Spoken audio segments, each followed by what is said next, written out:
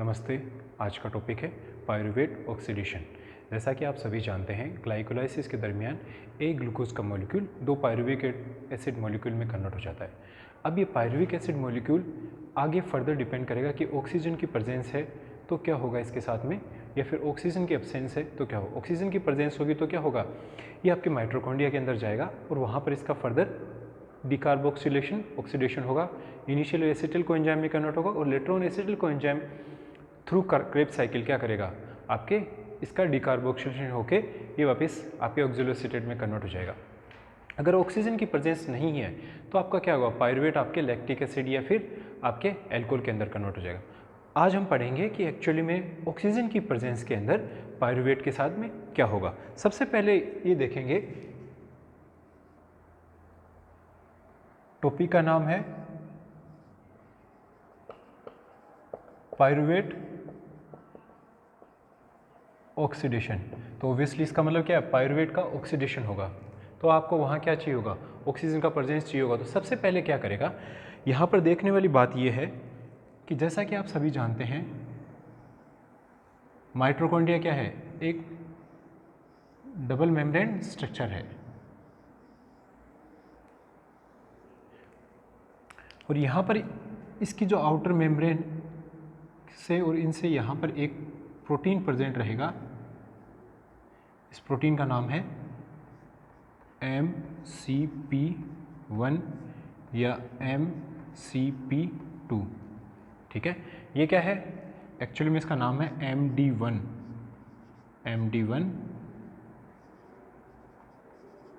Complementing protein.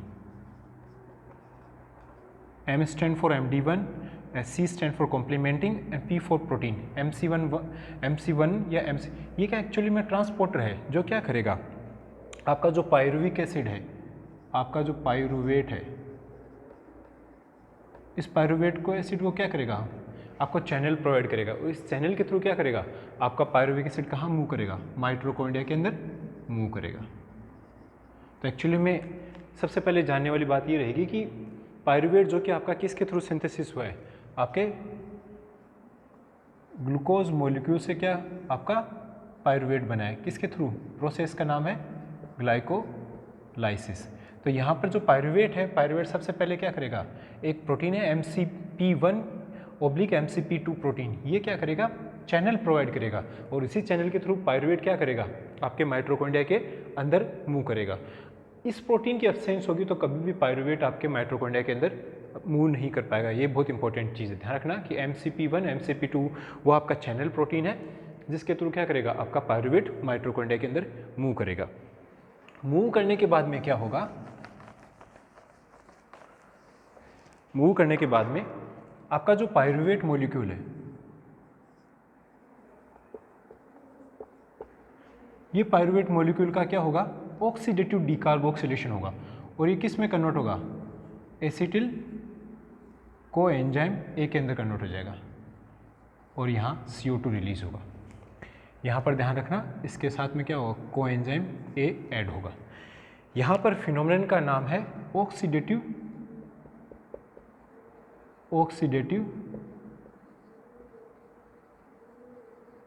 Decarboxylation. ठीक है, enzyme का नाम है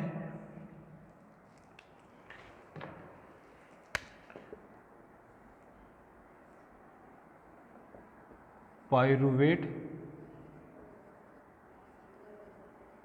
डिहाइड्रोजिनेस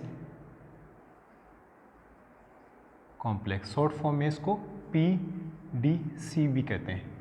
एक्चुअली में कॉम्प्लेक्स इसलिए क्योंकि ये तीन आपके एंजाइम्स का मिलके बना हुआ है जो अपन पढ़ेंगे। सबसे पहले समझने वाली बात है कि पायरुवेट के अंदर जैसा आप सभी जानते हैं कि 3 कार्बन मॉलिक्यूल होते हैं।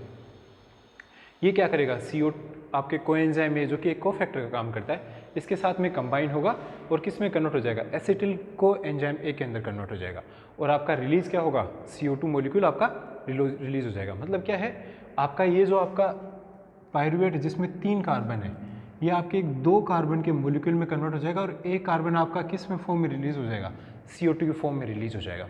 और इसमें एंजाइम कौन सा काम आएगा, पायरुवेट डिहाइड्रोजिनेज कॉम्प्लेक्स एंजाइम काम में आएगा। अब यहाँ सबसे पहले ये समझते हैं कि जो आपका PDC है ये आपका 3 एंजाइम से मिलके बना हुआ है, E1, E2 एंड E3। ये 3 एंजाइम्स का कॉम्बिनेशन है। 3 एंजाइम के नाम हैं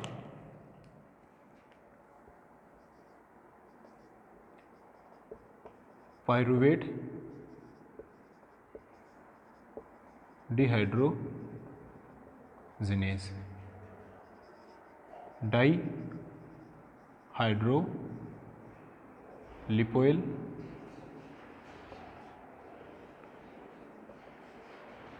ट्रांसएसिटिलेज और डाईहाइड्रो लिपोइल डिहाइड्रोजिनेज।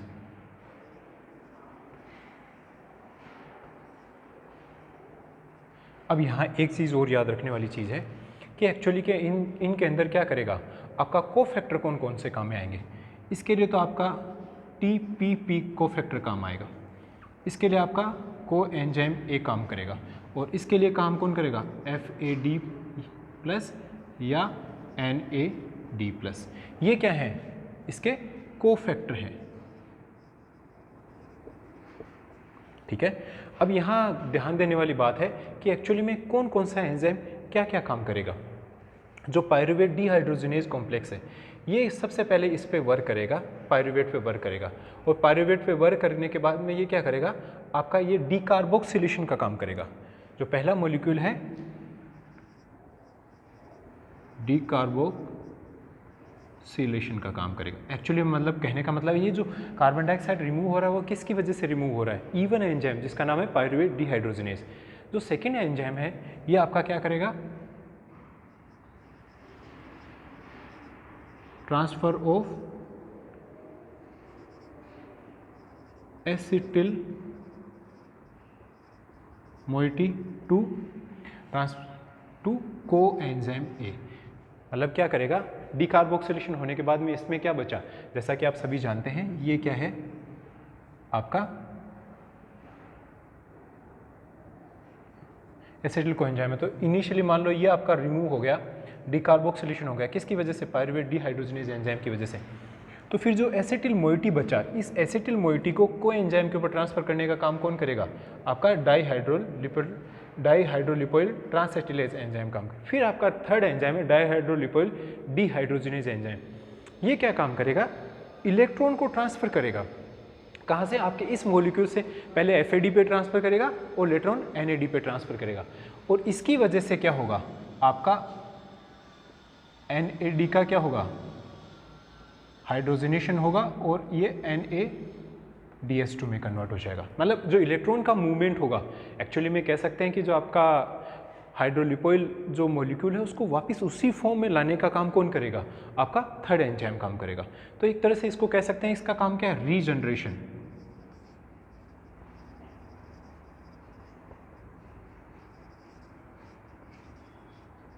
लिपोइल मॉलिक्यूल, ये तो है ये इसका फंक्शन। सेकंड फंक्शन क्या है इसका, जो जनरेशन भी, ये किसका काम है, ये आपका पायरुवेट इसका डाईहाइड्रोलिपोइल डिहाइड्रोजिनेज एंजाइम का काम है। अब ध्यान रखने देने वाली बात है कि यहाँ पर क्या होगा कि एक्चुअली में ये डायरेक्ट इतना इजी फंक्शन नहीं है कि आपका पायरुवेट आया मॉलिक्यूल और एसिटिल कोएंजाइम में कन्वर्ट हो गया। यहाँ पर बहुत सारी कॉम्प्लेक्स मैकेनिज्म है। यहाँ पर क्या होगा, कुछ मॉलिक्यूल्स क्या होंगे, कुछ मॉलिक्यूल्स इसको इनिबिट करेंगे, कुछ मॉलिक्यूल इसको इनिबिट करेंगे, कुछ मॉलिक्यूल क्या करेंगे, आपको इसको इनिबिट करेंगे, और इन्हीं के इनिबिशन और ना एक्टिवेशंस की वजह से क्या होगा, आपका पायरुवेट एसिटिल कोएंजाइम में कन्वर्ट होगा। तो अपन अगर जनरल आपको यहाँ पर थोड़ा सा समझें, अगर इस को अपन हटा देते हैं एक बार,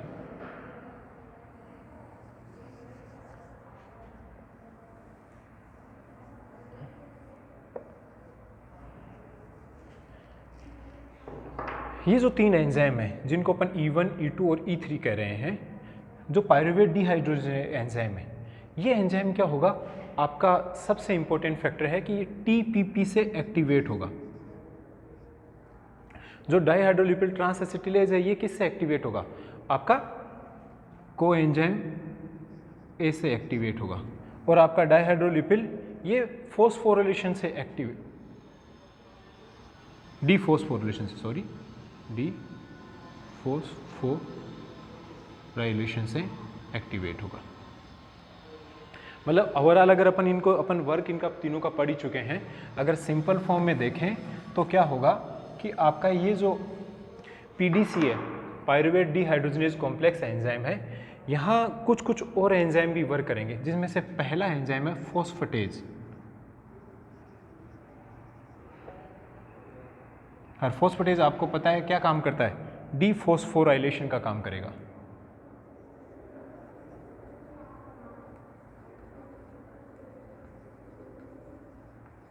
डीफॉस्फोरेशन की वजह से ये रिएक्शन की इस डायरेक्शन में चलेगा। एक एंजाइम और है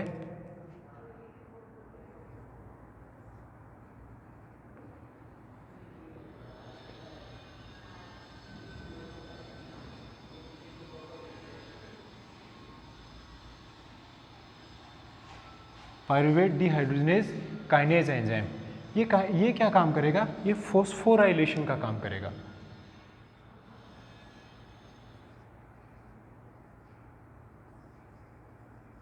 फॉस्फोराइलेशन का, और ये क्या करेगा, इस रिएक्शन को इनहिबिट करेगा, ध्यान रखना, मतलब ये इसको फॉरवर्ड डायरेक्शन में जाने से रोकेगा। अब ये ध्यान रखना, दोनों phosphatase enzyme as well as आपका पायरुवेट डिहाइड्रोजनेज काइनेज एंजाइम, ये काम कहाँ करेंगे, आपके E1 एंजाइम पे काम करेंगे, जो कौन सा है, फॉस्फेट पायरुवेट डिहाइड्रोजनेज एंजाइम है। अगर ये एंजाइम रहेगा तो क्या करेगा, ये एंजाइम उस पर्टिकुलर जो आपका E1 एंजाइम है उसका क्या करेगा, डीफॉस्फोराइलेशन करेगा, तो उसको एक्टिवेट करेगा तो पायरुवेट किस में कन्वर्ट होगा, एसिटिल कोएंजाइम में। और अगर आपका पायरुवेट डिहाइड्रोजनेज काइनेज एंजाइम रहेगा तो ये क्या काम करेगा, आपका फॉस्फोराइलेशन करेगा। फॉस्फोराइलेशन किसका करेगा, आपका पायरुवेट डिहाइड्रोजनेज जो कि E1 है उसके ऊपर फॉस्फोराइलेशन ऐड करते ही क्या होगा, ये रिएक्शन आपका क्या करेगा, फॉरवर्ड डायरेक्शन में मूव नहीं करेगा, ये कहाँ रह जाएगा, आपका पायरुवेट पे स्टेबल हो जाएगा। मतलब कि वो एंजाइम किससे आपका एक्टिवेट इनहिबिट होगा, आपका इन जो E1 एंजाइम है आपके फॉस्फोराइलेशन और डीफॉस्फोराइलेशन, मतलब डीफॉस्फोराइलेशन और फॉस्फोराइलेशन से एक्टिवेट या इनहिबिट होगा। सेकेंड चीज़, जैसा कि आप सभी जानते हैं कि अगर मान लो किसी मॉलिक्यूल के पास अगर ना एनर्जी लेवल ज़्यादा है, तो आपका एसिटिल कोएंजाइम फॉर्मेशन करना क्या है, बेवकूफ़ी है। तो इसी वजह से क्या होगा, इस रिएक्शन को आपके कुछ और मॉलिक्यूल भी क्या करेंगे, इनहिबिट करेंगे। उसमें सबसे पहला आपका क्या है, energy level in the form of ATP। Second क्या है आपका एसिटिल कोएंजाइम A। ये दोनों क्या करेंगे, आपके इस फर्दर रिएक्शन को क्या करेंगे, आपको इनहिबिशन का काम करेंगे। मतलब ओवरऑल जो आपका ये जो अगर ये दोनों आपके हाई अमाउंट में प्रेजेंट है तो ये कभी भी क्या करेंगे, पायरुवेट को एसिटिल कोएंजाइम के अंदर कन्वर्ट नहीं होने देंगे। तो ओवरऑल आपने यहाँ देखा कि जो आपका पायरुवेट से एसिटिल कोएंजाइम A जो कन्वर्जन है इतना स्मूथ नहीं है। सबसे पहले तो क्या चाहिए होगा आपको, MCP1 जो आपका कैरियर प्रोटीन चाहिए होगा, जो आपकी माइटोकॉन्ड्रियल मेम्ब्रेन के अंदर रहेगा, जिसकी वजह से क्या होगा, पायरुवेट कहाँ से कहाँ मूव करेगा, आपके साइटोप्लाज्म से माइटोकॉन्ड्रियल मैट्रिक्स के अंदर मूव करेगा। वहाँ पर पायरुवेट क्या किस में कन्वर्ट होगा, पायरुवेट आपका एसिटिल कोएंजाइम में कन्वर्ट होगा। और उसके कन्वर्जन के लिए जो एंजाइम रेस्पॉन्सिबल है उस एंजाइम का नाम क्या है, पायरुवेट डिहाइड्रोजनेज कॉम्प्लेक्स एंजाइम। और पायरुवेट डिहाइड्रोजनेज कॉम्प्लेक्स एंजाइम किसका मिलके बना हुआ है, आपके 3 एंजाइम से मिलके बना, E1, E2 and E3। E1 क्या है, पायरुवेट डिहाइड्रोजनेज है। आपका E2 क्या है, आपका E2 जो एंजाइम है वो क्या है, आपका पायरुवेट ट्रांसएसिटिलेज एंजाइम है। और आपका डाइहाइड्रोलिपिल ट्रांसएसिटिलेज एंजाइम है। और E3 जो आपका है वो क्या है, आपका डाइहाइड्रोलिपोइल डिहाइड्रोजनेज एंजाइम है। आपका जो E1 है वो कैसे वर्क करेगा, उसका डीफॉस्फोराइलेशन होगा तो रिएक्शन फॉरवर्ड डायरेक्शन में जाएगा, और उसका क्या होगा, फॉस्फोराइलेशन होगा। मतलब क्या कहने का मतलब क्या है, इसके ऊपर एक फॉस्फोरस ग्रुप जुड़ते ही क्या होगा, ये इनहिबिट हो जाएगा। इनहिबिट होते ही क्या करेगा, आपका E1 का काम रुक जाएगा। अब अपन ने ये भी पढ़ लिया कि E1 का काम क्या है, डीकार्बोक्सिलेशन, कि पायरुवेट के अंदर से कार्बन डाइऑक्साइड रिमूव करने का काम किसका है, E1 का है। E2 का काम क्या है, E2 का काम है कि जो आपका कार्बन डाइऑक्साइड रिमूव करने के बाद जो एसिटिल मोइटी बचा, मतलब जो एसिटिल ग्रुप बचा, उस एसिटिल ग्रुप को कोएंजाइम A के साथ जोड़ने का काम कौन करेगा, आपका E2 करेगा। E3 क्या करेगा, डिहाइड्रोजनेशन का काम करेगा, जिसकी वजह से क्या होगा, NAD आपका NAD प्लस किस में कन्वर्ट होगा, NaDH2 में कन्वर्ट होगा, मतलब इलेक्ट्रॉन की मूवमेंट होगा, जिसकी वजह से क्या होगा, हाइड्रोजन अट्रैक्ट होकर NAD प्लस किस में कन्वर्ट हो जाएगा, NaDH2 में कन्वर्ट हो जाएगा। अब यहाँ एक चीज़ और देखने वाली बात है कि जो आपके आर्सेनिक और मरकरी काइन ये भी क्या करेंगे, अपना बहुत बड़ा रोल प्ले करेंगे, ये इस रिएक्शन को आपको इनहिबिट करने का काम करेंगे।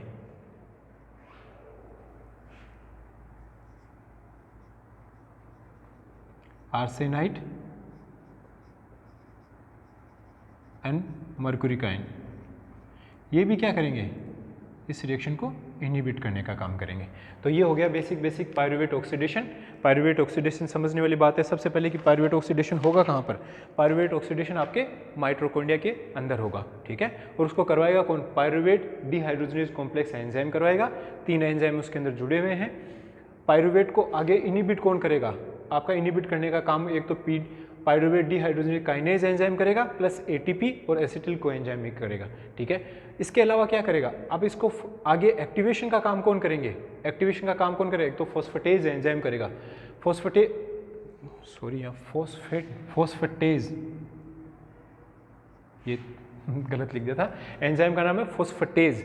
ये फॉस्फेटेज एंजाइम क्या करता है, डीफॉस्फोरिलेशन करेगा, मतलब कि अगर E1 के ऊपर फॉस्फोरिलेशन है तो उसको डीफॉस्फोरिलेशन कर देगा, तो इसकी वजह से क्या होगा, E1 एक्टिवेट हो जाएगा और आपका कन्वर्ट हो जाएगा।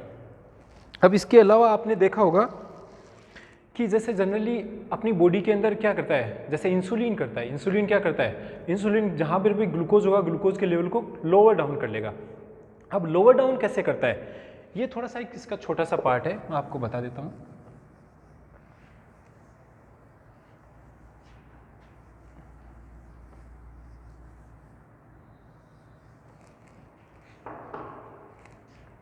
जैसे ही इंसुलिन आएगा,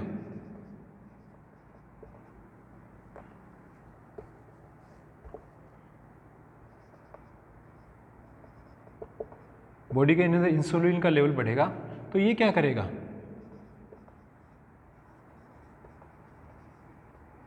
फॉस्फेटेज एंजाइम को एक्टिवेट करेगा, और फॉस्फेटेज एंजाइम को एक्टिवेट करते ही क्या होगा,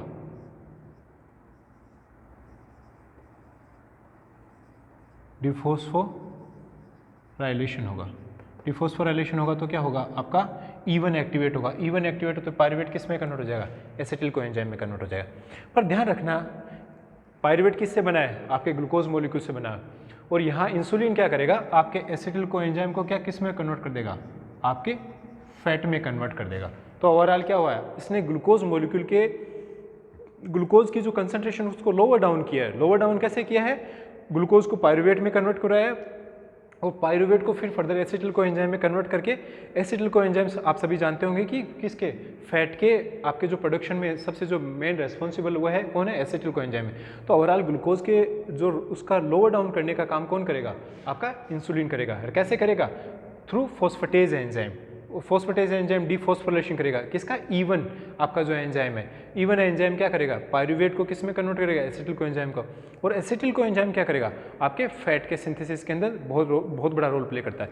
इसी तरह जैसे अपन ने जैसे देखते होंगे, इसी तरह एक बॉडी के अंदर और फैक्टर है जो इसमें रोल प्ले करेगा, जैसा कि आप सभी जानते होंगे, जैसे अपन एक्सरसाइज करेंगे तो बॉडी के अंदर क्या होगा, मसल्स के अंदर कॉन्ट्रैक्शन होगा, जिसकी वजह से Ca2 जो कैल्शियम का लेवल क्या होगा, इंक्रीज होगा।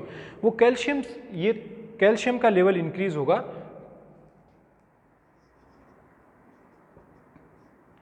कैल्शियम का लेवल इंक्रीज होगा मसल्स के अंदर, सिर्फ मसल्स में ध्यान रखना।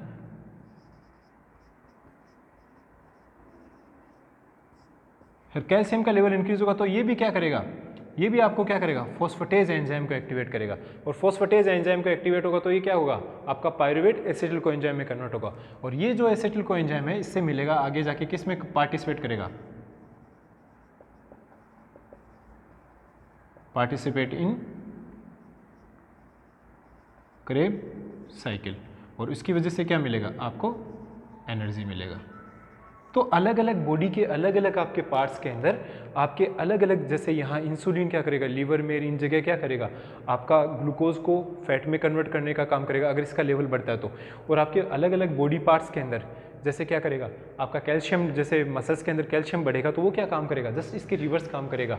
वो ग्लूकोज से पायरुवेट तो कन्वर्ट करवाएगा, पर उससे जो एसिटिल कोएंजाइम बनेगा वो क्या, कहाँ पार्टिसिपेट करेगा, आपकी क्रेब्स साइकिल में करने। तो ये टॉपिक था पायरुवेट का ऑक्सीडेशन। इसमें क्या होगा, पायरुवेट एसिटिल कोएंजाइम में कन्वर्ट होगा और उसके साथ आगे होगा क्या। इससे रिलेटेड कोई भी क्वेरी हो, कोई भी क्वेश्चन हो तो आप कमेंट सेक्शन में लिख के कमेंट करके पूछ सकते हैं। Thank you.